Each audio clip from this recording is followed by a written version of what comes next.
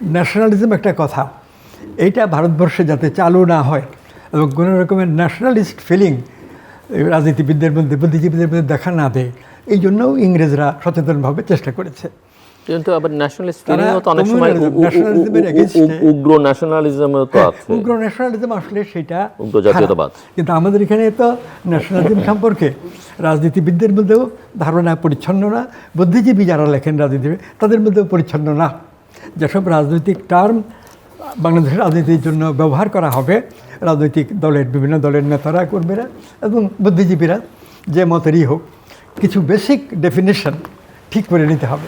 জাতি সম্পর্কে যদি আমরা দেখি, আমাদের দেশের যারা খ্যাতিমান লেখক, কোনো স্পষ্ট ধারণা তাদের নেই। এবং জাতীয়তাবাদ বিষয়টা ভারতের কমিউনিস্ট পার্টি সবসময় এর থেকে দূরে থাকছে এবং থেকে তারা তো কিছুই করতে পারেনি, মানে রাজনীতিতে তাদের কোনো সাফল্য নেই। তো সেই দিক থেকে বলা যায় যে জাতীয়তাবাদ, জাতিরাষ্ট্র এইগুলো ওয়েল ডিফাইন্ড হওয়া উচিত। একজনের সঙ্গে অন্য ধরনের মত পার্থক্য আর অজ্ঞতার কারণে যে ভুল, যেটার মধ্যে পার্থক্য আছে।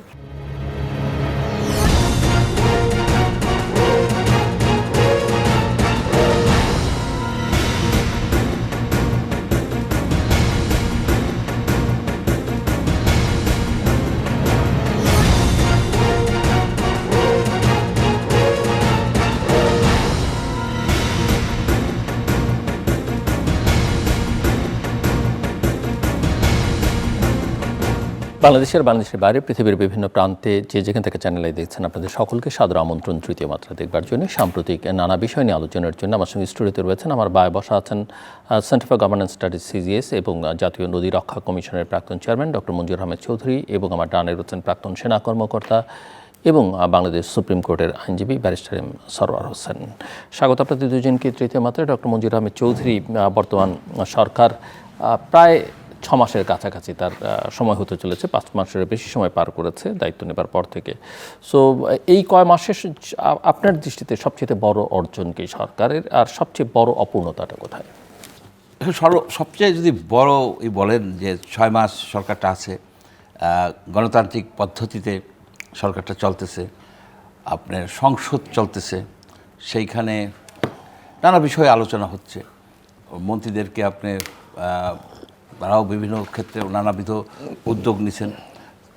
সব কিছু মিলাইলে দেখা যাচ্ছে যে আমাদের এখানে ধরেন কত 10 বছর কোনো গণতন্ত্র ছিল, 10-12 বছর গণতন্ত্র ছিল না, আপনার সংসদ ছিলই না, সংসদ ছিল আপনার ভাঙাচোরা একটা সংসদ ছিল।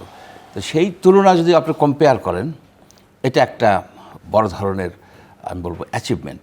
আর একটা হচ্ছে যে এইখানে মানুষ মিছিলে যায়, এই ভয় নাই তাকে ধরে নিয়ে যাবে, গুম হয়ে যাবে, পরে তার লাশ পাওয়া যাবে নদীতে কিংবা পাওয়াই যাবে না, এই ভয়টা কিন্তু নাই। এই ভয়টা নাই যে তাকে ক্রস ফায়ার করে, কাহিনী সাজায় ক্রস ফায়ার করে মেরে ফেলবে। এগুলির থেকে যে সরকার, এগুলি থেকে যে এখন পর্যন্ত বললাম যে মুক্ত রাখতে পারছে, এটাকে আমি ধন্যবাদ জানাই। আমি এটাকে জানাই যে এটা একটা স্বস্তির বিষয়। কারণ যেখানে এই ধরনের ঘটনাগুলি ঘটতো, ক্রস ফায়ার হতো, প্রায় দিনই ক্রস ফায়ারের কাহিনী ছিল, এটা একটা কমন হয়ে যাচ্ছিল। তো সেগুলি থেকে তো সরকার মুক্ত রাখতে পারছে যে তার সেনাবাহিনী, তার বিজিবি বা তার সিকিউরিটি বাহিনী, পুলিশ এগুলিতে এনগেজ হইতে পারতেছে না, যেটা আগের সরকার এনগেজ করছে। তো এটা তো এই লাইনে আপনি দেখতে হবে। কিন্তু যদি আপনি বলেন যে চাউলের দাম কি কমছে, কমে নাই, বাড়ছে, হ্যাঁ বাড়ছে, ইনফ্লেশন বাড়ছে, জব ক্রিয়েট করতে পারছে, পারে নাই। এগুলি কিন্তু আপনার আমাদেরকে অনেকটা হতাশ করবে। তা আমাকে হতাশ করবে না, কারণ 6 মাস একটা অল্প সময়। কিন্তু আমি দেখব যে আরও 6 মাস পরে তার জব ক্রিয়েশনে কী আছে। জব ক্রিয়েশন হচ্ছে জবলেস রেটটা হচ্ছে কিন্তু সবচেয়ে ইম্পর্টেন্ট, সেইটার উপরে অনেকটা সাকসেস নির্ভর করবে। আশা করি সরকার সেই দিকে অ্যাকশন নেবে, এইটাই মনে করি আমি। আর যে ফেইলিওর যদি বলেন, ফেইলিওর এভালুয়েট করার তো সময় হয় নাই 6 মাস, তবে কিছু কিছু মন্ত্রীর কর্মকাণ্ড আমাকে খুব করে, মানে হাস্যকর হয়ে যায়। যেমন আমাদের যে রেলওয়ে মন্ত্রী মহোদয়, উনি ফ্লাড প্লেন নিয়ে বললেন যে ফ্লাড প্লেন রক্ষা করতে হবে। এটা আসলেই মানে অভিভূত হওয়ার মতোই ঘটনা যে মন্ত্রীরা সাধারণত ফ্লাড প্লেন নিয়ে মাথা কামায় না। কিসের ফ্লাড প্লেন? উনি বলছে ফ্লাড প্লেন রক্ষা করতে হবে। এই ফ্লাড প্লেন রক্ষা করতে যায় ওইখানে উনি বলছেন যে এই যে ভায়াডাক্ট, রেলের যে সেতুর ভায়াডাক্ট ব্রিজের মতো, ওইখানে উঁচু ছিল, মাটি কেটে নিতে হবে। তো ওনাকে ওনার অফিসাররা মিসগাইড করছে, ভীষণভাবে ওনাকে মিসগাইড করছে। ওইখানে ফ্লাড প্লেন যদি থেকেও থাকে, ওইখানে ফ্লাড প্লেনের পানির মুভমেন্টের কোনো বাধা ছিল না, এক। 2 নম্বর হচ্ছে মাটি যদি কাটতে হয় সেটা তো আপনি করবেন, টেন্ডার করবেন, সেখানে আপনি টেন্ডার করে মাটি কাটবেন, রাইট? টেন্ডার হয়েছে, টেন্ডার হইলে সেখানে একটা সাইনবোর্ড থাকে যে এই কাজ এত দিনের মধ্যে এই কোম্পানি শেষ করে, সেটা কিন্তু নাই। মাটি কাটার পরে এই মাটি তো গভর্নমেন্টের মাটি, ড্রেস ম্যাটেরিয়াল যে একটা বিধি আছে ওই লাইনেই কাজ করতে হবে, সেগুলিকে নিয়ে আপনার এক জায়গায় রাখবে। এই ইউনো বা প্রশাসনের লোকেরা ওটাকে নিলাম করে বিক্রি করে দেবে, রাইট? তো এগুলো তো করে না, সবাই যে কেউ বুঝতে পারবে যে মাটি চুরি হয়ে গেছে। এই মাটি চুরি হয়ে গেছে সেই বিষয়টাকে উনি 2 বার ধামাচাপা দেওয়ার চেষ্টা করলো। এটা খুব ক্ষতি করছে, এই সরকারের ক্ষতি করছে। আমি আসবো আবার আপনার কাছে। ব্যারিস্টার সরোয়ার হোসেন, আমরা জানি যে 2026-এর ফেব্রুয়ারির নির্বাচনে বিএনপি এবং তার মিত্রদের জনগণ ভোট দিয়েছে, 2/3 আসন দিয়েছে। বিএনপির একটা রাজনৈতিক সংস্কারের রূপরেখা 31 দফা ছিল, তার একটা ইশতেহার ছিল, তার ভিত্তিতে মানুষ হয়তো ভোট দিয়েছে, আমরা স্বাভাবিকভাবে ধরে নেওয়া যায়। অন্যদিকে একটা গণভোট হয়েছে, যদিও কেউ কেউ এই গণভোটকে ত্রুটিপূর্ণ গণভোটও বলছেন, এবং সেই গণভোটে জনগণ একটা সাংবিধানিক সংস্কারের পক্ষে মত দিয়েছেন বলে অনেকেই বলছেন। তো আমার প্রশ্ন হচ্ছে যে বিএনপির অঙ্গীকার বা রাষ্ট্র কাঠামোর সংস্কারের রূপরেখা বলি সেটা বিবেচনায় নেই, বা গণভোটের জনগণের রায়কে বিবেচনায় নেই, যেভাবেই নিই না কেন, এই সাংবিধানিক সংস্কার সেটা বাস্তবায়নের গতি কি সন্তোষজনক কি না আপনার কাছে? ধন্যবাদ জিলু ভাই, ধন্যবাদ মঞ্জু ভাই এবং সুপ্রিয় দর্শক যারা এই প্রোগ্রাম দেখছেন। দেখুন জিলুর ভাই, আমার ক্ষুদ্র জ্ঞানে যে সমস্ত জাতি গঠন হয়েছে আমরা দেখেছি সেখানে একজন ভালো নেতা আসছে, একজন প্যারামাউন্ট নেতার রোল ছিল।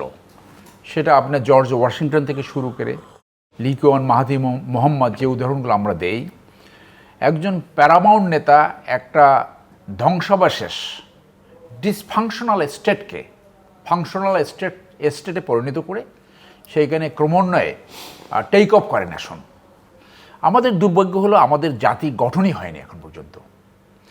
জাতি গঠন করার যে প্রক্রিয়াটা শুরু হওয়ার কথা ছিল বাংলাদেশে, সেইটা প্রেসিডেন্ট জিয়া শুরু করেছিলেন লিঙ্কনের মতো, কিন্তু উনি খুব অল্প সময় পেয়েছেন, যার জন্য উনি করতে পারেননি।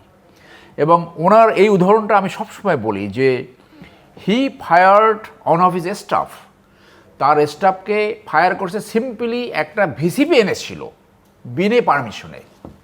তাহলে এই যে দুর্নীতির মানে টুটি চেপে ধরার যে আমরা কথা শুনছি, তারেক সাহেব নিজেই বলেছেন এইটা কিন্তু ঘর থেকেই প্রথম শুরু করতে হয়। এবং আমরা 8ম বৃহত্তর কান্ট্রি, কিন্তু আপনার ডেমোগ্রাফিক কোয়ালিটি, যেটা মানুষের যে কোয়ালিটি, হিউম্যান রিসোর্স, সেইটা আমাদের হয়নি। আপনি এই ফুটবল খেলা দেখছেন যে একটা ছোট কেপ ভার্গা, একটা ছোট দ্বীপরাষ্ট্র, মাত্র 1.5 লক্ষ লোক, তারা ফুটবল খেলায় আপনার 48টা জাতির ভিতরে আসতে পারে, আর আমরা 20 কোটি নিয়ে সেখানে যেতে পারি না।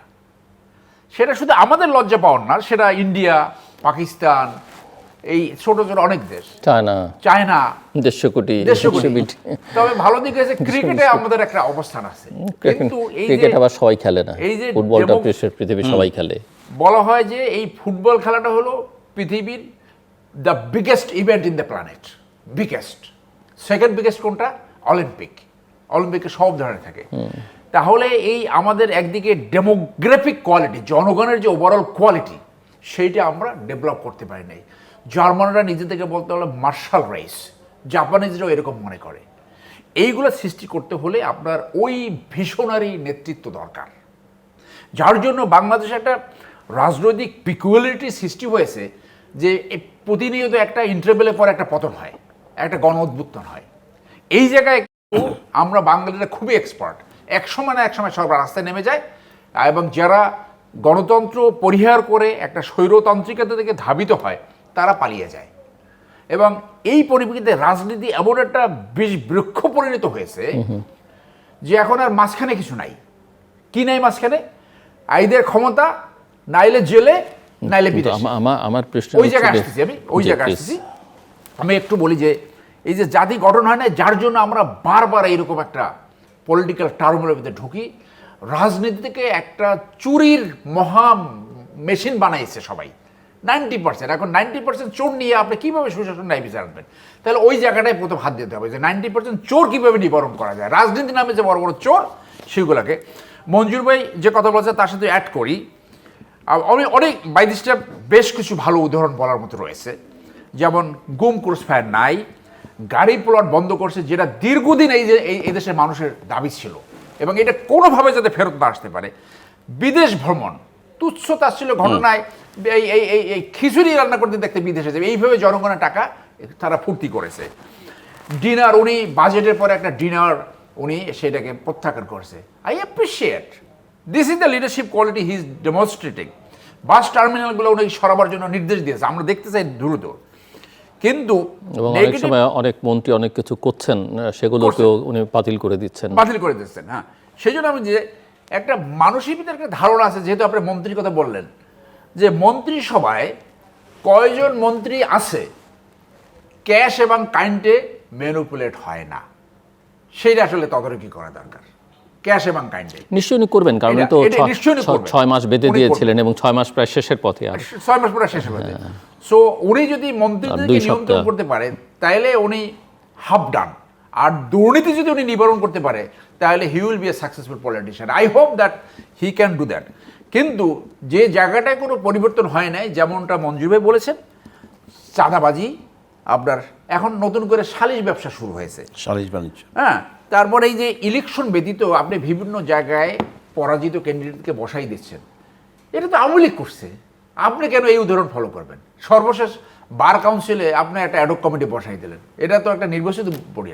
তো এমন যদি হয় যে এখনই আপনি নির্বাচন করতে ভয় পাচ্ছেন, তাহলে তো 2 দিন পরে নির্বাচনের দিকে যেতেই পারবেন না। তাহলে তো আপনি স্বৈরতন্ত্রের দিকে ধাবিত হচ্ছেন। আপনি ওখান থেকে কীভাবে রিভার্স করবেন? That is the challenge at this moment. আপনি যে সমস্ত জায়গায় নির্বাচিত প্রতিনিধি আসার কথা, সেইখানে সব আপনি অনির্বাচিত লোক, সিম্পলি বিকজ দলের কিছু লোককে অ্যাপিজ করতে হবে। There should be no appeasement policy. কোনো অ্যাপিজমেন্ট পলিসি কে দেয়? What is right? আপনি চেয়ারে বসেন যে এই চেয়ার অত্যন্ত গরম, অনেক দাবি পূরণ করা যায় না, উনি নিজেই বলেছেন। What is the national interest? তাহলে গরম হইলে আপনি এই যে খুশি করার রাজনীতি, অমুক এত কষ্ট করছে, এমনও লোক আছে থার্ড ক্লাস আজীবন 3rd ডিভিশন পাইছে, কোনোদিন কোনো একটা পিওনের চাকরি দেয়, হঠাৎ করে এসে জেলা প্রশাসক হয়ে গেছে। এখন গাড়ি পেয়ে নিজের বাবার 14 বছরের একটা গাড়ি ব্যবহার করতে পারে না, এখন গাড়িটাকে 14 গোষ্ঠী এখন সেই গাড়ি ব্যবহার, জেলা পরিষদের, হ্যাঁ জেলা পরিষদ। This must be stop. এখন আসি ব্যর্থতার সবচেয়ে বড় জায়গাটা, ওই জায়গাটা যেটা আপনি বলছেন সাংবিধানিক আপনার সংস্কার, যে মানুষের এই গণভোটের রায়টাকে কোনোভাবে অবহেলা করা উচিত হবে না। এবং যে অর্ডিন্যান্সগুলো আপনি বাতিল করেছেন, আমি ব্যক্তিগতভাবে মনে করি আমাদের লং টাইম দাবি ছিল সুপ্রিম কোর্টে বিচারক নিয়োগের একটা আইন এবং সুপ্রিম কোর্টের একটা স্বাধীন একটা আপনার সচিবালয়, সো এবং গুম কমিশন, যে আইনগুলো জবাবদিহিতে আনার জন্য প্রয়োজন ছিল সেই আইনগুলো বাতিল করেছেন। যত দ্রুত সম্ভব সেই আইনগুলো আপনি নতুন করে বিল উঠান, না হলে এইটা আপনি বড় ধরনের বিপদে পড়বেন। কারণ এইটা এক ধরনের ঐতিহাসিক ভুলে রূপান্তরিত হবে যে শুরুতেই আপনি জনগণের বিপক্ষে অবস্থান নিয়েছেন, জন আকাঙ্ক্ষার বিপক্ষে অবস্থান নিয়েছেন। জন আকাঙ্ক্ষার বিপক্ষে যে কেউ কোনোদিন বেশি দিন টিকে থাকতে পারে নাই, জিল্লুর ভাই, এইটা মনে রাখতে হবে। এবং সর্বশেষ এডু অ্যাড করি যে আমাদের এই অভ্যুত্থানে আমি সামনের সারি থেকে আমি এইটা লিড করেছি, এখনো সব জায়গায় আমি গুলো ভেবে, আমার সামনে এরকম গুলি হচ্ছে, সামনে আগায় গেছি। যারা দেখে নাই, সামনে থেকে যারা দেখে নাই, তাদের এই বাস্তবতা 100% অনুমোদন করা সম্ভব না। রাষ্ট্র পরিচালনার জন্য আমার লোক না, যে ওই পদের জন্য, কোনো একটা কাউন্সিল পদের জন্য জনগণের সাথে, দেশের সাথে, who can deliver the best. American রাজনীতিতে ডেমোক্রেট আপনার রিপাবলিকান থেকে একজন ডিফেন্স মিনিস্টার নিয়েছিল, তাদের কোনো ডিফেন্স মিনিস্টার পায় নাই। আমার মনে আছে বোধহয় এটা স্টিফেন কোহেন, তাদের দল থেকে কোনো ডিফেন্স মিনিস্টার পায়নি বলে অন্য দল থেকে একজন ডিফেন্স মিনিস্টার আসছে। তারেক সাহেবের এই উদাহরণ দিতে হবে। যে দায়িত্বের জন্য যে বেস্ট তিনি তো উদাহরণ তৈরি তিনি তো উদাহরণ তৈরি করেছেন, তার দলের বাইরে গিয়ে তিনি অত্যন্ত গুরুত্বপূর্ণ মন্ত্রণালয়, পররাষ্ট্র মন্ত্রণালয়ের মন্ত্রী নিয়োগ করেছেন। না, এটা তিনি করেছেন, এটা তিনি নিয়ে- বেশ কিছু অ্যাডভাইজার করেছেন যারা কোনোদিন বিএনপি রাজনীতির সঙ্গে যুক্ত ছিল এটা না। নিয়ে একটু সমালোচনা আছে, এটা নিয়ে দুইটা সমালোচনা। আমি বলছি যে বেশ কয়েকজন অ্যাডভাইজার, জি, জি। তারপরে মন্ত্রী, স্পেশাল অ্যাসিস্ট্যান্ট করেছেন তিনি যাদেরকে, যারা তার দলের সঙ্গে রাজনীতির সঙ্গে কোনোদিনই যুক্ত ছিল না। পররাষ্ট্রমন্ত্রী সম্বন্ধে অনেকেই ভালো কথা বলে, কিন্তু কোশ্চেন অফ ফেয়ারনেস, আপনি আগে একটা সরকারের আপনার মন্ত্রী ছিলেন এবং বিএনপির দলের লোকে বলছিল যে তাকে এখান থেকে সরাতে হবে, যে আমেরিকান নাগরিক ডিফেন্স ব্যাপারে তাকে বিরিফ করা হবে না। তাহলে এইখানে একটা কোশ্চেন আছে যে কার চাপে নিলেন, এটা তো কখনো আলোচনায় আসে নাই। সো তার চেয়ে ভালো পররাষ্ট্রমন্ত্রী বাংলাদেশে নাই? ডেফিনেটলি আছে, definitely. We have better diplomat that him. তাহলে এখানে একটা চাপ হয়েছে কিনা, এবং question of fairness conducting the election, এই 2026 ইলেকশনে সে একটা ইলেকশনের রোলে ছিল, এবং এখানে বলে লন্ডনের মিটিংয়ের মাধ্যমে সে ম্যানেজ করছে।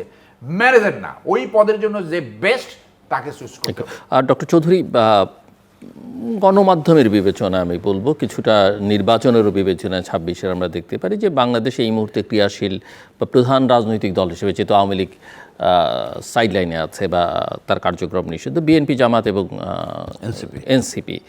সো আপনি কি মনে করেন কিনা, বা কিভাবে এই দলগুলোর মধ্যে একটা রাজনৈতিক ক্ষমতার ভারসাম্য তৈরি হচ্ছে কিনা? এখন তো ভারসাম্য তেমন নাই। তা নাই কেন? আপনি দেখেন, যদি আওয়ামী লীগের সদস্য সংখ্যা বা সাপোর্টারের সংখ্যা 1/3 ধরেন, তো 1/3 লোকটা একেবারে রাজনীতির বাইরে রেখে যে ভারসাম্যটা হবে সেটা টেম্পোরারি হবে, এটা অবভিয়াস। এখানে আওয়ামী লীগকে কোনো না কোনো, আওয়ামী লীগ বলবো না আমি, আওয়ামী লীগের যারা সমর্থক যারা, তাদেরকে কোনো না কোনোভাবে রাজনীতির মধ্যে আপনার ইন্টিগ্রেট করতে হবে। আপনি এদেরকে বাদ রেখে আপনি একটা পার্মানেন্ট সলিউশন করবেন, সেটা কিন্তু হবে না। এখন কিভাবে করবেন সেটা আপনি করতে পারতেছেন না কেন?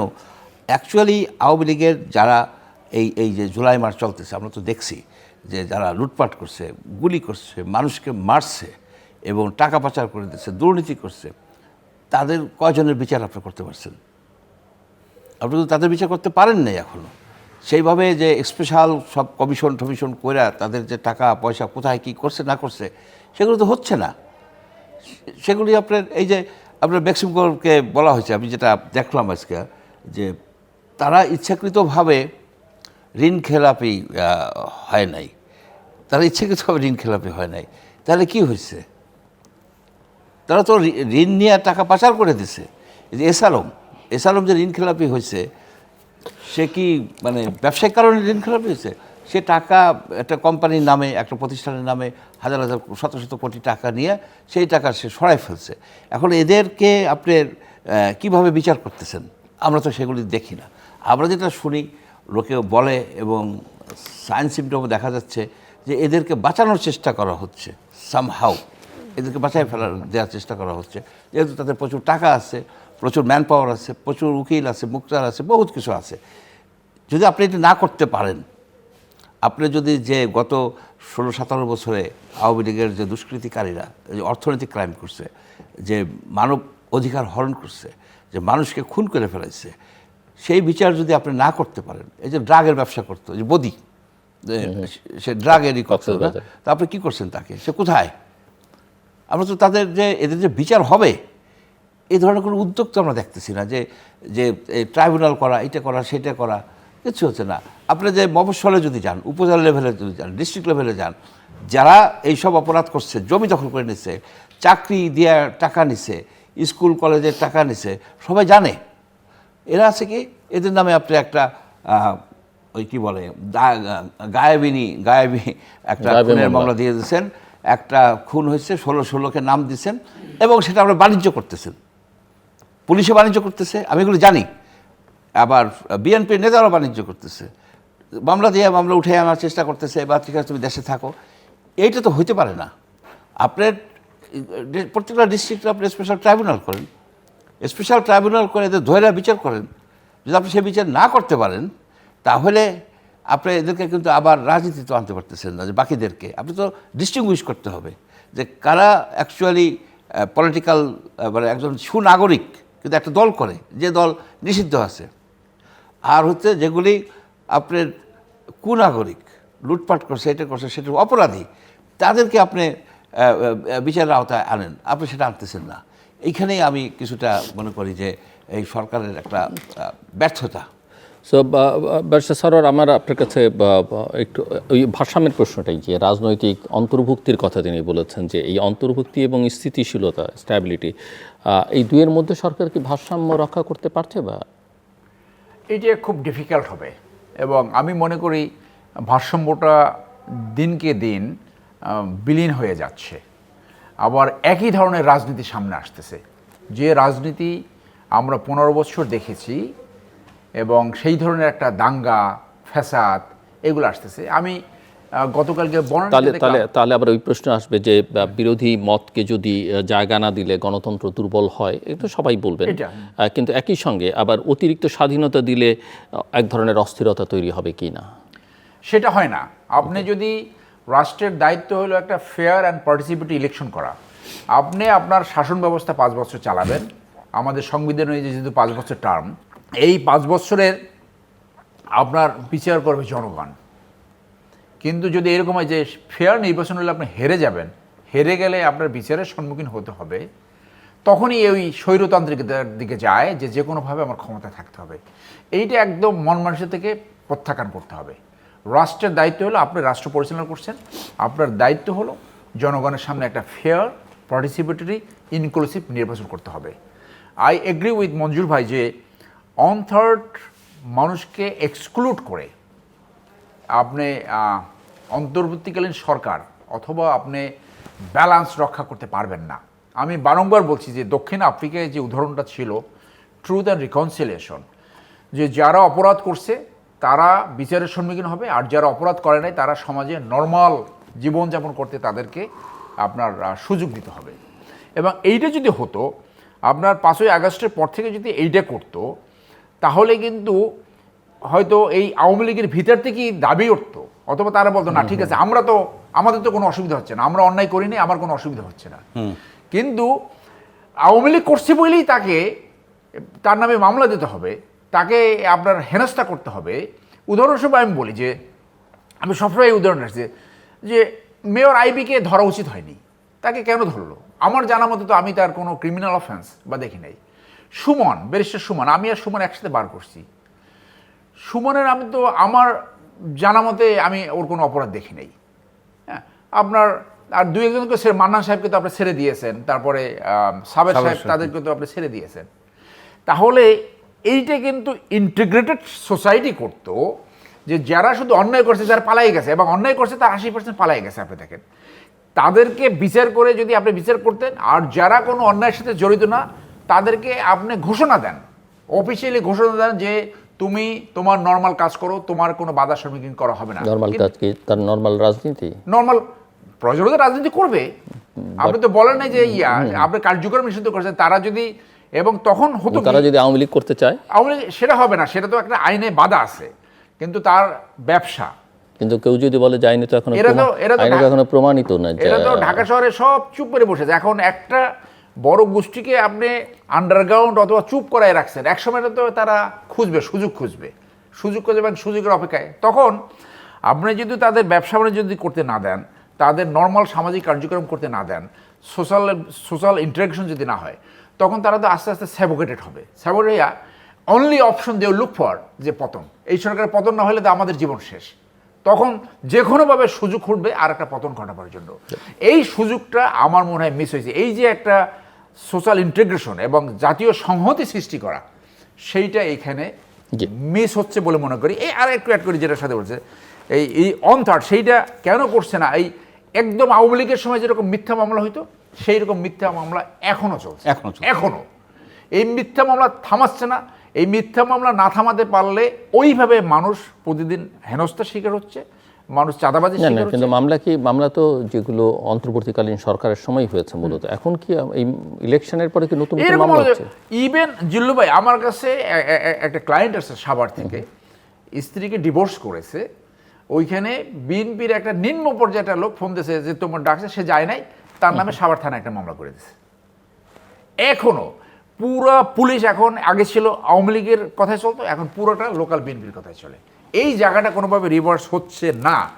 গণহত্যার ব্যাপারে বললেন, আমি ব্যক্তিগত জায়গা থেকে বলি যে 15 জন আর্মি অফিসারের বিচার হচ্ছে। এই বিচারে 3 জন আর্মি অফিসার যারা ডিজিএফআইয়ের ডাইরেক্টর ছিল, যারা কোনোভাবে কাউকে পিক আপও করে নাই, কাউকে ছেড়ে দেওয়ারও সুযোগ ছিল না, এইরকম 3 জনকে নিয়ে আপনি বিচারের সম্মুখীন হন। অথচ আমার জানা মতে 1 ডজন যারা গুম খুনের সাথে জড়িত বাংলাদেশে ঘুরে বেড়াচ্ছে, তার মানে সঠিক তদন্ত হয় নাই। এই 3 জনের ব্যাপারে আমি বললাম। তাহলে আপনি ইনোসেন্ট লোককে আপনি বিচার করবেন এক সেন্সে, যার কোনো নিয়ন্ত্রণ ছিল না তাকে আপনি এই প্রসেসও কি এই সরকারের সময় শুরু হয়েছে না অন্তর্বর্তী সরকার? সেই জন্য কেন যে আপনার তথ্য পান নাই, তাহলে আপনার তদন্তের যে এক্সপার্টাইজ সেইটা কোথায়? সেটা তো করলেন না। আমি আরও অনেক যে বলছি, আপনারা এখানে বললাম এস আলমের মধ্যে একটা লুটেরা, আইন পরিবর্তন করে তার শাস্তি দেওয়া উচিত, তার ফাঁসির বিধান করা উচিত। এইভাবে একটা লুটেরা, এবং আমরা দেখছি ডাইরেক্টলি কোনো মন্ত্রী এমন কিছু করার চেষ্টা করছে তাকে ফেরত আনার, সেটা ডেঞ্জারাস হবে, কোনোভাবে মানুষ এটা গ্রহণ করবে না। এই এস আলমকে এবং বাংলাদেশে দুর্নীতির কোনো বিচার হচ্ছে না। দুর্নীতির বিচার হচ্ছে না 2টা কারণ। একটা হলো পলিটিক্যাল ইনফ্লুয়েন্সের মাননে কোনোভাবে পার পেয়ে যাচ্ছে, আমাদের বিচার ব্যবস্থা দুর্বল। আর একটা হলো যে এই শাস্তি খুব কম। আপনার ঘুষের শাস্তি হলো মাত্র 3 বছর, 100 পেনাল করে 161 ধারায় মাত্র 3 বছর শাস্তি। মানি লন্ডারিং শাস্তি হচ্ছে সর্বোচ্চ 12, যেটা শাস্তি হচ্ছিল মিনিমাম 33 বছর, যার জন্য ভয়ই পায় না। দুর্নীতিবাজরা কোনো আইনকে কোনোভাবে ভয় পাচ্ছে না, তারা মনে করে যে কোনোভাবে they can get it away, যে কোনোভাবে। 44 বছর সাজা নিয়ে তার একদিন জেলে ঢুকতে হয়নি এবং সে ঘুরে বেড়াচ্ছে। This is not the country that we have liberated. This is not the country যে 5ই আগস্ট ঘটছে। 5ই আগস্টের আকাঙ্ক্ষাই ছিল এমন রাজনৈতিক ব্যবস্থাপনা যেখানে লুটেরাতন্ত্র, মাফিয়াতন্ত্র, স্বৈরতন্ত্র সৃষ্টি হবে না। ডক্টর মঞ্জুর আহমেদ চৌধুরী, বাংলাদেশে এই মুহূর্তে একটা বড় প্রবলেম হচ্ছে বা সংকট হচ্ছে সামাজিক যোগাযোগ মাধ্যম, এবং তাকে কেন্দ্র করে বট বাহিনী, fake news, miss information, disinformation, rumour, propaganda, এগুলো। এবং সরকার বলছে যে ভুয়া তথ্য বা এআই ভিত্তিক যে অপপ্রচার এবং বিদেশি প্রভাব মোকাবেলায় নতুন একটা আইন দরকার। আপনি কি একমত এই আইন করবার ব্যাপারে? এখানে দেখেন, এই সামাজিক মাধ্যম নেয়া আগে যে আইনটা ছিল, ডিজিটাল সিকিউরিটি অ্যাক্ট ছিল, সেটা তো এখন আর চালু নাই। এখন যদি ওই ধরনের আরেকটা আইন আসে, তাহলে তো আপনার ওই আইন দিয়ে তো মানুষজনকেই করে ফেলবেন। কিন্তু যা হচ্ছে সেটাও তো মানুষকে অনেক ক্ষতিগ্রস্ত করছে, পর্যুদস্ত করছে সামাজিকভাবে, মানসিকভাবে। আপনি দেখেন যে এটা যুগের বিষয়, এটা টেকনোলজির বিষয়। এআই দিয়া যেসব জিনিস তৈরি হচ্ছে, হয়ে যাচ্ছে, আমরা তো ধরতে পারতেছি না। আপনি কিভাবে এগুলিকে করবেন? আপনার একটা ওই পোস্ট দিলাম, আমি একটা পোস্ট কার্ড বানায়া এই নদী বিষয়ক, আমার 1.5 মিনিট লাগলো এআই দিয়ে, আমি 1.5 মিনিটে তৈরি করে ফেললাম এবং আমি পোস্ট করে দিলাম। এখন এত বেশি ইজি হয়ে গেছে এইসব বিষয়, এটা আপনি আইন দেওয়া কিচ্ছুই করতে পারবেন না। আইন দিয়ে যেটা আপনি করতে পারবেন, নিরীহ লোকগুলিকে আপনি করবেন, হেনস্থা করবেন, যেটা আগের গভর্নমেন্ট করছে। তাহলে যেটা আগের গভর্নমেন্টগুলো সবসময় করেছে, যেগুলো অ্যান্টাই ন্যাশনাল, মানে রাষ্ট্রবিরোধী, সার্বভৌমত্ব বিরোধী, তো এই শব্দগুলোর আইনগত সংজ্ঞা কতটা স্পষ্ট হওয়া উচিত? বা এগুলি আছে, যেমন ধরুন যে সোশ্যাল মিডিয়াতে আমি একটা কমেন্ট করলাম, আমার পক্ষ হয়ে আরেকজনে করতে পারে, আমার এই হ্যাক হয়ে যেতে পারে।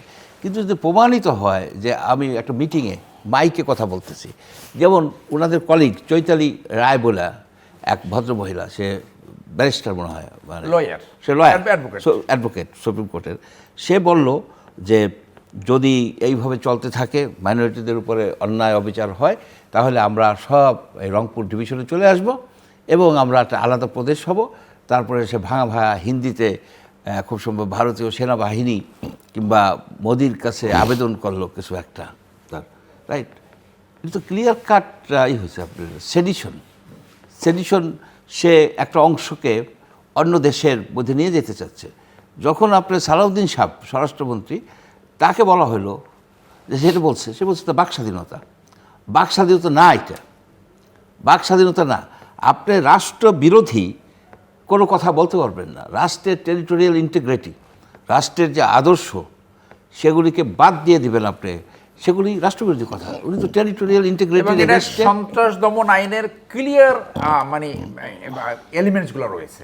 আচ্ছা, একদম সেখানে উনি এটা আইন আছে, সন্ত্রাস দমন আইন, সেই আইনের ভিতরে একদম পড়ে clear যায়। fit in। আচ্ছা, এখন বললো যে বাক স্বাধীনতা, এখন এই যে বাক স্বাধীনতা বললো, স্বরাষ্ট্রমন্ত্রী যখন বাক স্বাধীনতা বলছে এবং বলছে যে একটা অংশ সে আলাদাভাবে নিয়ে যাবে, এবং সেখানে যদি উদ্ভট কথা, কারণ বাংলাদেশে যারা মাইনরিটি আছে, হিন্দুরা আছে, চিটাগাঙে আছে, কুমিল্লা আছে, তারা কি যে সব যে রংপুরে যাবে? একবার তারা পাকিস্তান হিন্দুস্তান হওয়ার সময় তারা ছিন্ন ভিন্ন হয়ে গেছে, আবার যাবে। কিন্তু কথাটা তো তার ডেঞ্জারাস ছিল, এবং তাকে তো আপনার কাস্টডিতে নেওয়া উচিত ছিল যে তুমি এই কথাটা বলছো কেন, তোমার সাথে কি কোনো বিদেশি শক্তির যোগাযোগ আছে কিনা। একটা বাংলাদেশের একটা অংশ অন্য দেশের অধীনে নিয়ে যাবে, এই কথা যে বলে, এটা বাক স্বাধীনতা না। কিন্তু তুমি যদি সরকারকে গালি দাও, গালি তো শিখছো, গালি তো আল্লাহর ইচ্ছে আমাদের এই যে কি এই যে শহীদ হাদি, উসমান হাদি শিখেই গেছে, যে সব গালি শিখেই গেছে। এটা আরও 2-10 জেনারেশন, দুই জেনারেশন পর্যন্ত চলতে থাকবে। একটা তুমি গালি দাও, দেখেন গালি দেয়, তার জন্য তো মামলা হয় না। সেটাকে সামাজিকভাবে আমরা ঘৃণা করি। আমি ঘৃণা করি। আমি এই যে এখনও বলতেছি যে যারাই গালি দেয়, যারা ইউনিভার্সিটির ছাত্র, এখন ইউনিভার্সিটির টিচাররাও নাকি এই ধরনের গালি দেওয়া শুরু করতেছে।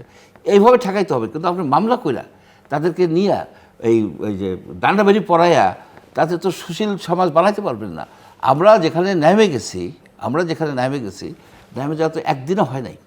আমরা একটা ভণ্ড জাতিতে রূপান্তরিত হয়েছি। আমি আপনাকে উদাহরণ দেই, পৃথিবীর মধ্যে সবচেয়ে কম দুর্নীতির দেশ কোনটা? Norway, Sweden. নো, বাংলাদেশ। আচ্ছা। বাংলাদেশ। আপনি দেখেন সিঙ্গাপুরে কত 20 লক্ষ লোক, সিঙ্গাপুরে 1000-এর মতো লোক কনভিক্টেড হয় প্রতি বছর, 1000-এর মতো লোক কনভিক্টেড হয় দুর্নীতি দায়। সিঙ্গাপুর সবসময় টপ 5-এর মধ্যে থাকে দুর্নীতিমুক্তদের। আর বাংলাদেশের 20 কোটি লোক, কোন দুর্নীতির মামলাই তো কম হয়। আপনার কনভিকশন কত হয় জানেন? 400, 250, 300। আপনি 20 কোটিতে ভাগ দেন, তার মানে হলো যে এখানে দুর্নীতি নেই, এখানে দুর্নীতি নাই। আপনি যতক্ষণ পর্যন্ত না কনভিক্টেড হবে, তাকে তো আপনি অফিসিয়ালি বলতে পারবেন না। এই যে দুদক ছিল আগে, আমাদের রাষ্ট্রপতি, মহামান্য রাষ্ট্রপতিও তার মেম্বার ছিলেন, এই কমিশনার ছিলেন। সে সময় কী হয়েছে, আমি শুনছি যে 20,000-এর মতো দুর্নীতির কেসকে তারা হোয়াইট হাউস করে দিচ্ছে, বলছে যে সার্টিফিকেট দিয়ে দিচ্ছে, পেপারে আসছে। এখন আবার না মানে মহামান্য রাষ্ট্রপতির বিরুদ্ধে মানে কি তার সম্বন্ধে কিছু বলা যাবে না। কিন্তু আমি এই রিস্ক নিয়ে বললাম যে কেন উনি এইগুলি করছে। সেই সময় ওনার বলা উচিত যে আমি বাধ্য হয়ে করছি। না, বলা যাবে না, এটা কোথায় বলা আছে বলেন আপনি? না, বলা যাবে না মানে কি, আমাদের যে কাস্টমারি ল আছে না, যে এই রাষ্ট্রপতির এগেন্সে কথা বলা যাবে না, হাইকোর্ট একটা রায় দিলে সেটার বিরুদ্ধে কথা বলা যাবে না। আচ্ছা, কোন জায়গায় আছে যে কোন আইনে আছে যে হাইকোর্টে যে রায় দেওয়া হয়েছে এটাকে আলোচনাই করা যাবে না? এরকম তো ছিল অনেকেরই তো। না, এটা কারেক্ট পজিশন হলো রায় প্রোনাউন্সড হওয়ার পরে সেটা একটা পাবলিক ডকুমেন্ট, আপনি সেটা নিয়ে কথা বলতে পারবেন। কিন্তু সাবজুডাইজ যখন থাকবে, বিচারাধীন, তখন ওইটা নিয়ে কমেন্ট করাটা আপনি তো কমেন্ট না করতে পারেন। কিন্তু শুনেন, আপনি যদি এই সাব জুডিস করে ফেলেন, আমি তো একটা আমার নামে একটা মানহানি মামলা হয়েছিল, একটা ভূমি নদী দখলকারী একটা কোম্পানি, মানহানি 500 কোটি টাকার, 500 করোড় টাকার করছিল। এখন যেহেতু এটা সাব জুডিস ছিল, এখন মামলা চলে গেছে, আপনি কথাই বলতে পারবেন না। সে 16টা না 18টা সাংবাদিকের এগেনস্টে কেস করে রাখতো। ওই যে কথাটা সাব জুডিস, এটাও আমি মনে করি একটা অপআইন, বলা যাবে না কেন। ব্যস্ত স্যারও আমি ওই যে প্রসঙ্গ নিয়ে আমরা ওই যে ভুয়া তথ্য, এআই ভিত্তিক অপপ্রচার, এই জায়গায় একটু আবার যে রাষ্ট্র কি নিজেই বা একটা সরকার কি নিজেই ঠিক করবে কিনা কোন তথ্য রাষ্ট্রবিরোধী, এটা করতে পারে না হলে কে করবে আসলে? জিলু ভাই দেখুন, এই কয়েকদিন আগেও দিল্লি হাইকোর্টে একটা রায় বেরোইছে যে রাষ্ট্রের বিরুদ্ধে ষড়যন্ত্র মামলা হবে না, যে যা খুশি বলুক। ষড়যন্ত্র তাদের সোজা না, আপনি কী করে রাষ্ট্র। সেখানে আবার তাহলে এই প্রশ্ন আছে যে জাতীয় নিরাপত্তা এবং মত প্রকাশের স্বাধীনতার মধ্যে সীমারেখাটা কী হবে? সীমারেখা সেটা যদি কেউ সীমা লঙ্ঘন করে সেই জন্য তো পেনাল কোডেও সেটার বিধান আছে। পেনাল কোডে ক্রিমিনাল ডিফেমেশন আছে, সিভিল ডিফেমেশন আছে। কিন্তু সাইবার নিরাপত্তা নিয়ে যে কি হইল, আপনি এখন পর্যন্ত এই আইনটা 3 বার পরিবর্তন হয়েছে এবং আইসিটি যেটা 2006 যে আইনটা ছিল সেই আন্ডার 56 ধারাটাকে এমনভাবে ব্যবহার শুরু করলো আমাদের পুলিশ এবং বিচারালয়, মনে হলো যেন এটা 302 ধারার চেয়েও গুরুতর অপরাধ। 57 না 56? 56 এইটা ওই মামলায় মানে হাইকোর্ট জামিনই দিচ্ছিল না। পরিস্থিতি এমন হইলো যে কোনো কথা বললে সো এখন সেটা বাতিল করে আসিফ নজরুল সাহেব এসে পুরোটাকে বাতিল করে দিল। এখন সাইবার নিরাপত্তা যে আইনটা আছে ওই নির্বিধে কিছুই নেই, ওই শুধু আপনারা যদি নেটওয়ার্ক যদি হ্যাক করে বা করে সেটার বিরুদ্ধে আছে, কোনো অপরাধ নাই। এবং এই আমাদের যে ডিফেমেশন আইন, এই আইনটাও অত্যন্ত দুর্বল, যে এমনভাবে কিছু হলুদ মিডিয়া আছে যারা তাদের পুরো মিডিয়াকে একটা হাতিয়ার হিসেবে ব্যবহার করে তাদের অপকর্ম, দুষ্কর্ম, খুন এইগুলোকে বজায় রাখার জন্য। তার বিরুদ্ধে আসলে ওইরকম কোনো আইন নেই এবং এই আইনগুলো নিষ্পত্তি হয় না। আমি বসুন্ধরা গ্রুপের বিরুদ্ধে একটা মামলা করেছি, ডিফেমেশন মামলা, ও কবে যে নিষ্পত্তি হবে আল্লাহ জানে, আর কেউ জানে না। মানে এত দুর্বল বিচার ব্যবস্থা। সেই জন্য বলছি সাইবার নিরাপত্তা এবং এআই আমরা এইখানে ইউরোপের এবং আমেরিকার উদাহরণ নিতে পারি যে তারা এখানে কিভাবে নিয়ন্ত্রণ করে। সেই উদাহরণটা নিয়ে আমাদের তো কমন ল কান্ট্রি, আমাদের তো এখনও 90% ল ওই কমন ল ওই আইনের সাথেই সমন্বয়পূর্বক। তো সেইটা তাহলে আমরা সেই উদাহরণ তারা নেই, কিন্তু আপনি তো টেকনোলজি আটকে রাখতে পারবেন না। এআই আসবে, এআই ডেফিনেটলি হেল্পফুল। এখন একটা প্রযুক্তিকে কিভাবে ব্যবহার করেন, একজন সার্জন ব্যবহার করে, ব্যাপারটা হচ্ছে এরকম, তখন হি সেভ দ্য লাইফ, আর যখন একটা টেররিস্ট ব্যবহার করে তখন হি টেক্স দ্য লাইফ। এইটা হলো পার্থক্য। সো সেই আইনগুলো আমাদের মূল জায়গাটা হলো আমাদের আইনি ব্যবস্থার দুর্বলতা। আমি হাইকোর্ট ডিভিশনে এই রাইভারিসে ঘুষের মামলা ধরতে হলে তাকে দেখাতে হবে যে সে ঘুষ প্রদান করেছে, এইটা জাজমেন্ট। আমি এখন জাজ সাহেবকে বললাম যে ঘুষ কি কেউ দেখায় ঘুষ দেয়?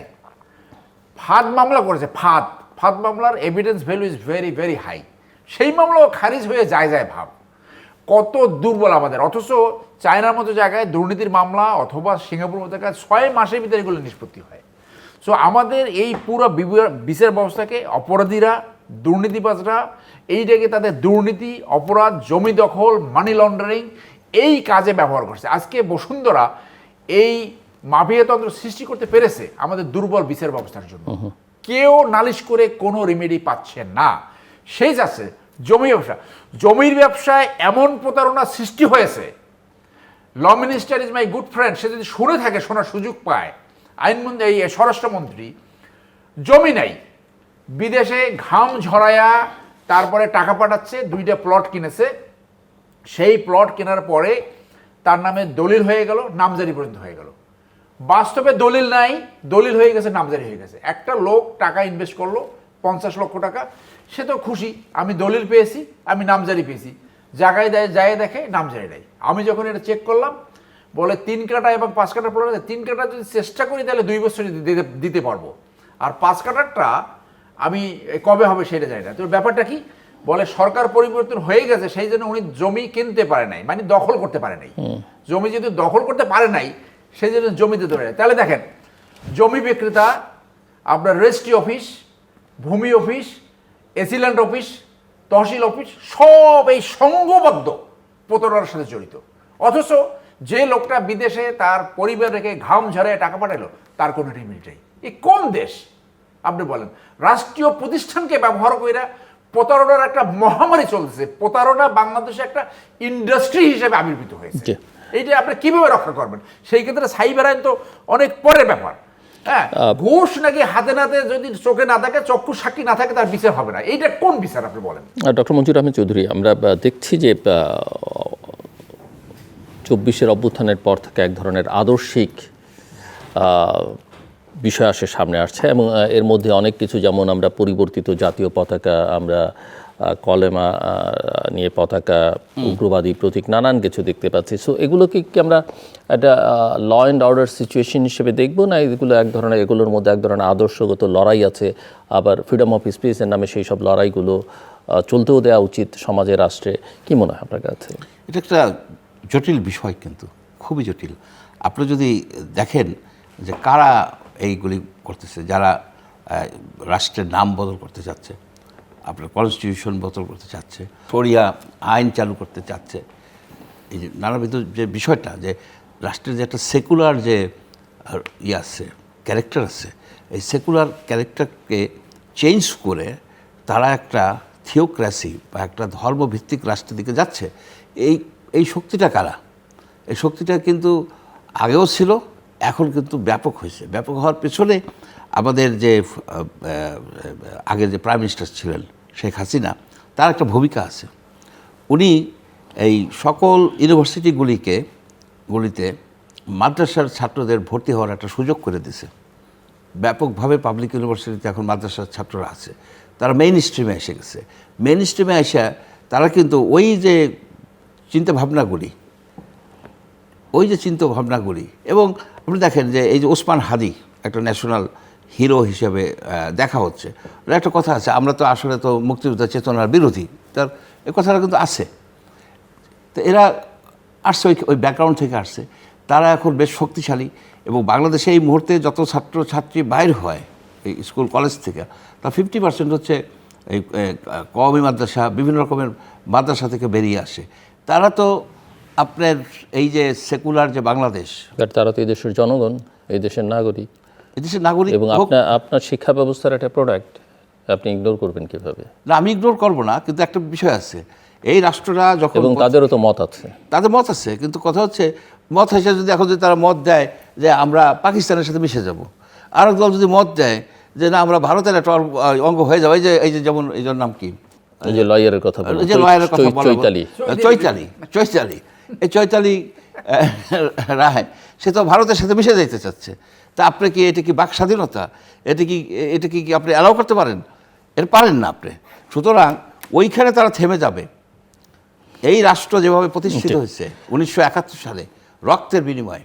সো ব্যারিস্টার সরওয়ার, এখানে একটা আমরা লক্ষ্য করছি যে গত 2 বছর এই প্রবণতাটা অনেক বেশি, যে আমাদের ন্যাশনাল আইডেন্টিটি নিয়ে একটা বিতর্ক এবং এক ধরনের ক্রাইসিসের মধ্যেও বাংলাদেশ আছে, সেটা প্রমাণ করবার একটা চেষ্টা আছে। সো এই জাতীয় পরিচয়, এটা রক্ষায় কি আইন বেশি কার্যকর, না এখানে শিক্ষা, সামাজিক সচেতনতা সেগুলো অনেক বেশি জরুরি? আইন একটা অংশ, শিক্ষা, সংস্কৃতি এবং যে sense of oneness, sense of belongings to a nation, এই সব ফ্যাক্টর এখানে জড়িত। এবং এখানে প্রেসিডেন্ট জিয়া যে সুদূর প্রসারী যে সিদ্ধান্তটা নিয়েছিল বাংলাদেশি, ওই ঘটনাটা আসে যে 1973 সালে শেখ সাহেব রাঙামাটি স্টেডিয়ামে, তখন ওখানে পাহাড়িদের যারা বাংলাদেশের এক অংশ লোক, 10 ভাগের 1 ভাগ, এবং ওখানের 10 ভাগের 1 ভাগ না, 90 ভাগের 1 ভাগ, 100 ভাগের 1 ভাগ, 100 ভাগের 1 ভাগ, হ্যাঁ 100 ভাগের 1 ভাগ, এবং ভূমি হলো 10 অংশ, 10 ভাগ। সো তাদেরকে আপনি এক্সক্লুড করে আপনি ওখানে বললেন তোরা সব বাঙালি হয়ে যা, তারা গ্রহণ করবে কি করবে না, ওইখান থেকে কিন্তু এই শান্তি বাহিনীর সমস্যাটা শুরু হয়। তো সেই ক্ষেত্রে বাংলাদেশে যে অন্য যে আমি মাইনরিটি শব্দটা ব্যবহার করি না, অন্য যে গ্রুপসগুলো রয়েছে, যে ট্রাইবসগুলো রয়েছে, তাদেরকে আপনি ইনক্লুড করবেন কিভাবে? আর আপনি যদি বাঙালি বলেন, তাহলে এটা তো পশ্চিমবঙ্গের বাঙালিরা তো এটার ভিতরে ইনক্লুড হয়ে যায়। সো ন্যাশনালিটিতে যুক্তিসঙ্গতভাবে আমরা বাংলাদেশি। তো এই যে ইগো, যে আওয়ামী লীগ আসলে এই যেহেতু জিয়া রহমান এই কথাটা বলছে, সেই জন্য এটা ব্যবহারই করা যাবে না, এইটা না, এটা তো ব্যবহার করে, তারা তো বলছে নাগরিক হিসেবে বাংলাদেশি সবাই। এই যে প্যাসের দরকার কি, কেউ যদি ভালো কিছু একটা করে যায়, সেটাকে আপনি কন্টিনিউ করতে পারেন। ন্যাশনালিটি একটা সিটিজেনশিপ, এই যে প্যাস, এই যে ইগো, এটা প্যাস না, এটা প্যাস না, এইগুলো হইলো ক্ষুদ্রতা, এটা ভিশনারি না। এই ক্ষুদ্রতা কইরা কি হয়েছে, মানে আমার যে হ্যাডাম কথাটা সামনে আসছে না, আমার হ্যাডাম দেখা যায় কি করলেন, আপনি সব নিয়ে পালাই যেতে হইলো, সব নিয়ে পালাই গেছে বাঙালি বাংলাদেশি, ওখান থেকে শুরু হয়, হ্যাডাম থেকে, যে আমি সবার চেয়ে সুপারিয়ার, ওই যে হোয়াইট সুপারিয়ার আছে না, হোয়াইটটা নিজে থেকে সুপারিয়ার ভাবে, ওরকম হোয়াইট সুপ্রিমেসি, কোনো সুপ্রিমেসি নাই, যে আমাদের ধর্মনীতি শিখে গেছে সব মানুষ সমান।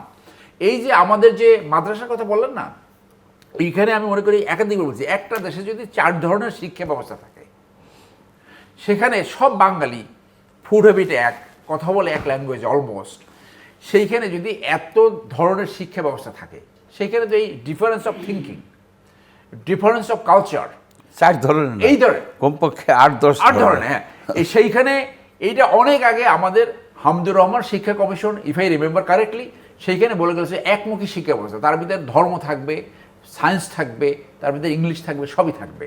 সো এই জায়গাটায় তো আমরা এখন পর্যন্ত যেতে পারি নাই।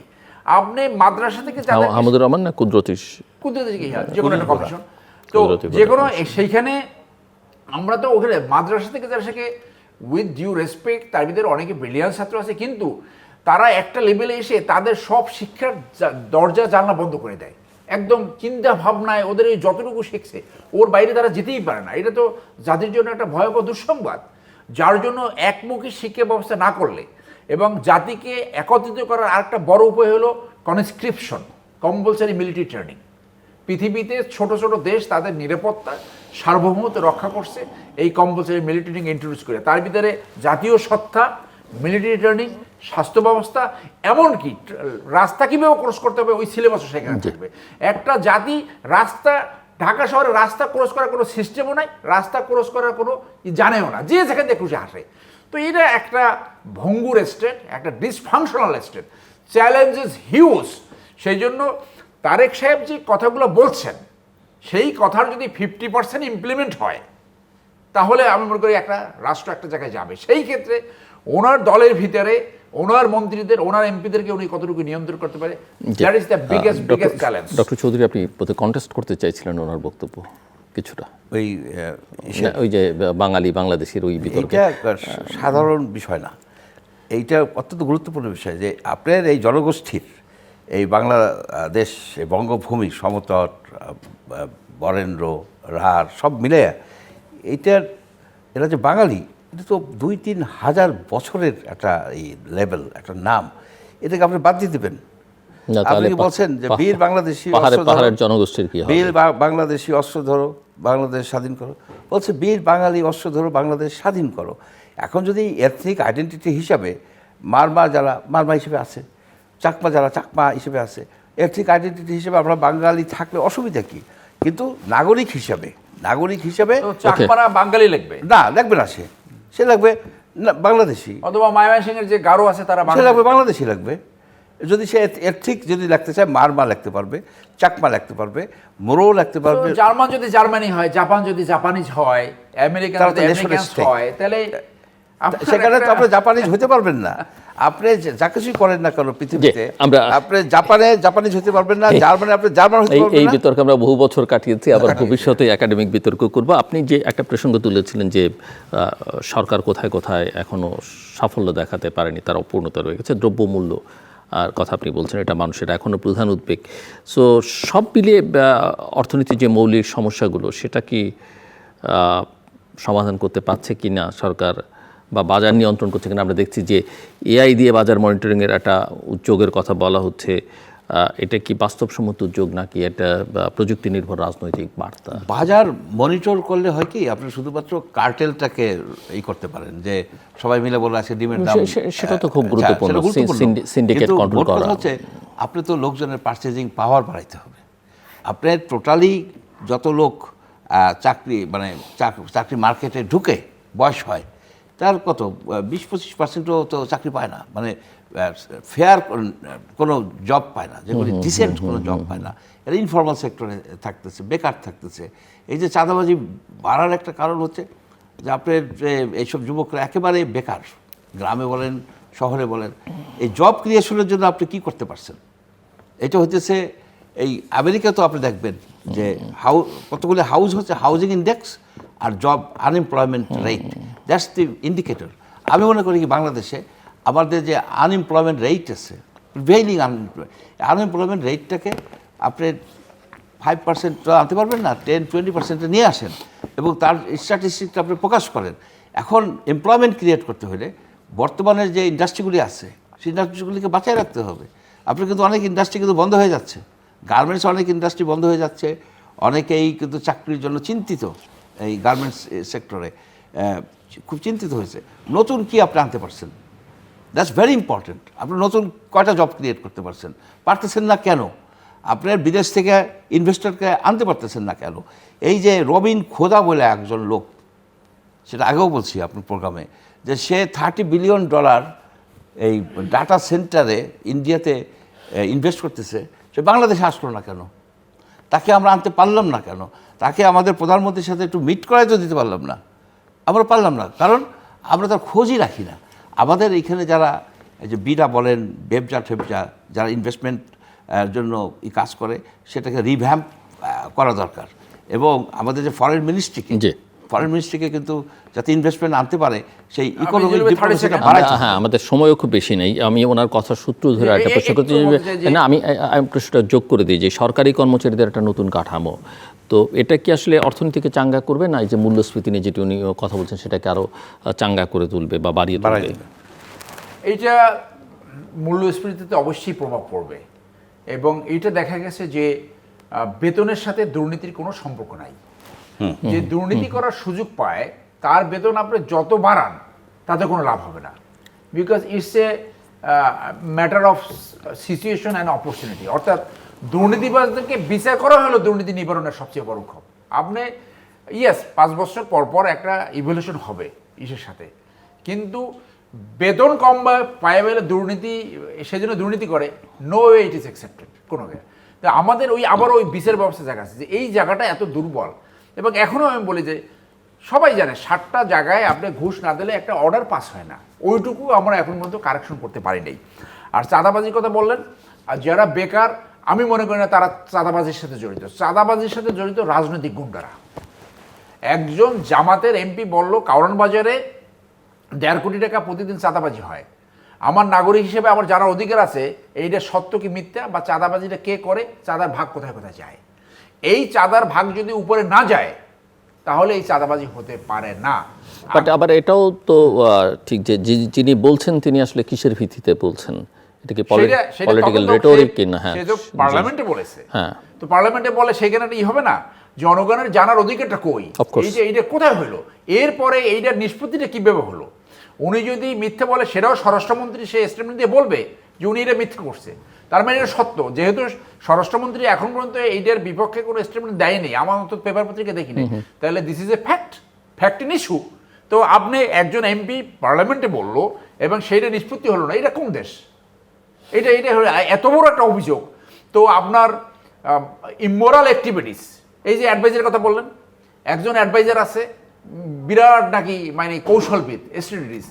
আমি তো মনে করি তার পার্সোনাল লাইফটা এখনই দেখা উচিত। In his personal life what he is doing government public পজিশনে থেকে যদি পার্সোনাল লাইফ ঠিক না থাকে, পার্সোনাল লাইফে যদি অনৈতিক হয়, সে দেশের সাথে জনগণের সাথে কোনো কাজ করতে পারে না। পৃথিবীর কোথাও এটা অ্যাকসেপ্টেড না। পাবলিক পজিশন ব্যবহার করিয়া নারী ঘটিত অথবা অনৈতিক কাজে জড়াবে, তার বিরুদ্ধে 0 টলারেন্স থাকতে হবে।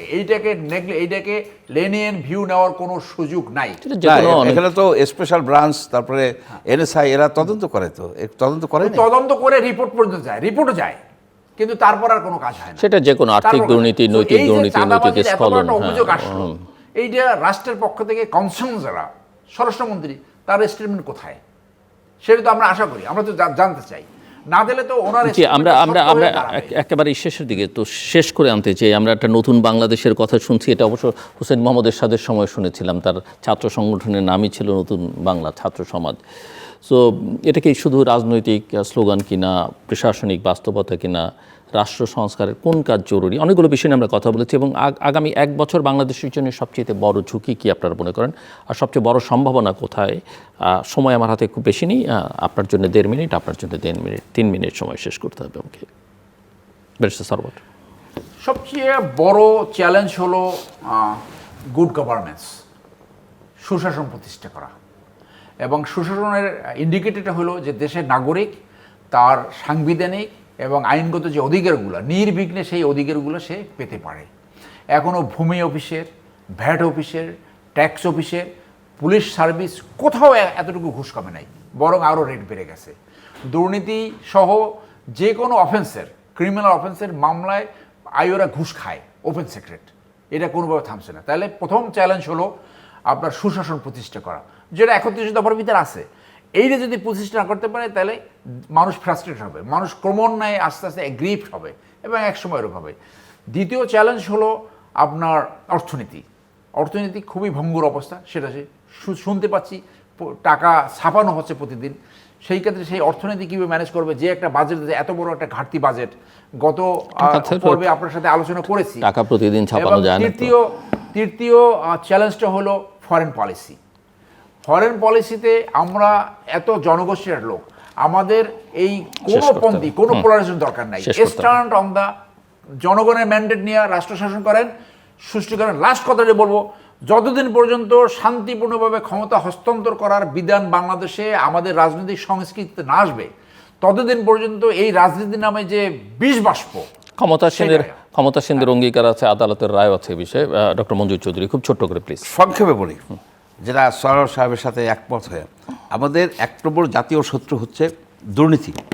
আপনি যদি দুর্নীতি কমায় ফেলতে পারেন, তাহলে যে জিনিসটা হবে যে দ্রব্যমূল্য বলেন, যা কিছুই বলেন, এবং যারা অনেস্ট লোক, যারা ভালো মতো কাজ করে, তারা উৎসাহ পাবে। আর একটা বিষয় হচ্ছে যে মানুষের ভিতরে আস্থা সৃষ্টি করতে হবে, যে আজকে আমাকে একটা অন্যায় করলো, আমি পুলিশের কাছে যাব, পুলিশের কাছে আমি যাই না কেন, যে ওইখানে গেলে আবার ঘুষও দিতে হবে, আমি একটা ফাঁসাতে পড়ে যাব। এই জিনিসগুলিকে অ্যাড্রেস করতে হবে, মানুষকে দিতে হবে যে তুমি সরকারের উপর আস্থা রাখতে পারো, তুমি বিচার আচার পাবা। এই হতেছে এই দুটো জিনিস কিন্তু খুব ইম্পর্টেন্ট। কিন্তু আর একটা বিষয় আছে, আপনি ফরেন পলিসিতে যেটা বললেন, আমরা এখন কিন্তু একটা ফরেন পলিসির ইসের মধ্যে আছি, মানে একটা কঠিন একটা অবস্থার মধ্যে আছি। চীন, ভারত, আমেরিকা সব মিলে একটু টানাপোড়েনের মধ্যেই আছে, কোন দিকে যাইতে হবে।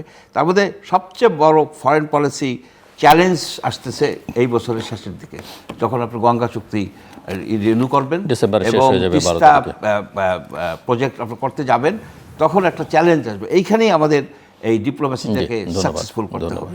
দর্শক, অনুষ্ঠানের শেষ প্রান্তে আমরা সামাজিক যোগাযোগ মাধ্যম ফেসবুক, এক্স এবং ইউটিউবে তৃতীয় মাত্রা লাইভ স্ট্রিম হচ্ছে, আপনারা দেখতে পারেন। টেলিভিশনের পর্দায় দেখতে না পারলে যে কোনো সময় যে কোনো স্থান থেকে ইউটিউবে তৃতীয় মাত্রা চ্যানেলটি সাবস্ক্রাইব করে এই পর্ব বা পুরোনো পর্বগুলো আপনারা দেখতে পারেন। Best time Sarwar Hossain, doctor Manzur Ahmed, অসংখ্য ধন্যবাদ আলোচনা অংশ নেবার জন্য। দর্শক, নানা বিষয় নিয়ে আমরা কথা বলেছি। অতিথিরা একেবারে শেষ মুহূর্তে পররাষ্ট্র নীতির প্রসঙ্গে আলোচনা করছিলেন। এই মুহূর্তে প্রধানমন্ত্রীর সর্বশেষ চীন সফরকে কেন্দ্র করে এই আলোচনাটা অত্যন্ত পরিধানযোগ্য এবং সামনে এসছে। এখানে সবারই একটাই কথা, যে দেশের স্বার্থটা রক্ষা করতে হবে এবং বর্তমান বৈশ্বিক বাস্তবতা, আঞ্চলিক বাস্তবতাকে মাথায় রেখে আসলে কৌশল নির্ধারণ করতে হবে এবং সেখানে একটা ভারসাম্যপূর্ণ অবস্থান দেশের জন্য খুব জরুরি। মোটা দাগে যে বিষয়গুলোকে ওনারা গুরুত্ব দিয়েছেন, যেগুলো নিয়ে বহু বছর ধরে আমরা কথা বলছি, আসলে সমস্যার সমাধান হচ্ছে না, এটা হচ্ছে দুর্নীতিকে নিয়ন্ত্রণ করবার কার্যকর পদক্ষেপ দেখতে চাই আমরা, সুশাসন কিভাবে নিশ্চিত করা হবে সেটা দেখতে চাই, এবং সন্ত্রাস নিয়ন্ত্রণে না আনা যায় তাহলে সরকারের যা কিছু করা হোক সেটা আসলে অসমাপ্ত থাকবে বা অর্ধসমাপ্ত। ওনাদের ভাষায় একটা ইনক্লুসিভ রাজনীতি, অর্থনীতি নিশ্চিত করা না গেলে ভারসাম্যটা থাকবে না। ভারসাম্য না থাকলে কোনো কিছু আসলে ঠিকঠাক থাকে না। আইনশৃঙ্খলা পরিস্থিতি, দ্রব্যমূল্য, কর্মসংস্থান, এগুলো অত্যন্ত গুরুত্বপূর্ণ এবং এই বিষয়গুলো দিয়ে আসলে মানুষ বিচার করে সরকার সফল কি সফল নয়। সরকারের নীতি যত ভালোই হোক না কেন, মানুষ আসলে ডেলিভারিটা দেখতে চায়। আপনি নীতি থাকুক বা না থাকুক, আলোচনা করেন কিংবা না করেন নীতি সংক্রান্ত বিষয়ে, কিন্তু আপনি যদি ডেলিভার করতে পারেন সেটাই মানুষ আসলে শেষ পর্যন্ত বিচারের মধ্যে রাখে। সব কথা শেষ কথা, আমরা যতদূর জেনেছি যে সরকার প্রধান যখন মন্ত্রিসভা গঠন করেছিলেন, প্রথম মন্ত্রিসভায় তিনি তার পারিষদবর্গকে 6 মাস সময় বেঁধে দিয়েছিলেন এবং বলেছিলেন যে 6 মাসের মধ্যে তিনি 6 মাস পরে তিনি বিবেচনা করবেন এবং মূল্যায়ন করবেন। এবং আমার ধারণা, বোধ করি কেউ এটা অস্বীকার করবেন না, যে মন্ত্রীবর্গ সম্পর্কে সকল ধরনের তথ্য উপাত্ত সরকার প্রধান বা প্রধানমন্ত্রীর কাছে আছে, না থাকবার কোনো কারণ নেই। অনেক ইন্টেলিজেন্স এজেন্সি কাজ করে, গণমাধ্যম কথাবার্তা বলছে এবং সাধারণভাবে একটা পারসেপশন আছে। এগুলো বিবেচনায় নিয়ে তিনি এই বিষয়ে একটা পদক্ষেপ গ্রহণ করবেন, যে যাদেরকে রাখা দরকার তাদেরকে রাখবেন, যাদেরকে পরিত্যাগ করা দরকার তাদেরকে পরিত্যাগ করবেন, প্রয়োজনে নতুন মুখ নেবেন, কিন্তু ডেলিভার করতে পারতে হবে, গভর্নেন্সটা ঠিকঠাক থাকতে হবে এবং ওই যে একবার নিয়েছে বলে বাদ দিলে সরকারের ভাবমূর্তি ক্ষুণ্ণ হবে, অতীতের সরকারগুলোতে আমরা এটা দেখেছি, সেই প্রবণতা থেকে বেরিয়ে আসতে হবে। ওনার নিজের ইমেজ নিয়ে সবাই প্রশংসা করছেন, কিন্তু এই ইমেজটা শুধুমাত্র নিজের ইমেজের মধ্যে সীমাবদ্ধ রাখলেও তার রক্ষা শেষ রক্ষা হবে না যদি না তিনি তার পারিষদবর্গকে বা তার অনুসারীদের একই কাতারে না আনতে পারেন। আমাদের সঙ্গে থাকবার জন্য অসংখ্য ধন্যবাদ। আপনাদের সবার জন্য শুভকামনা।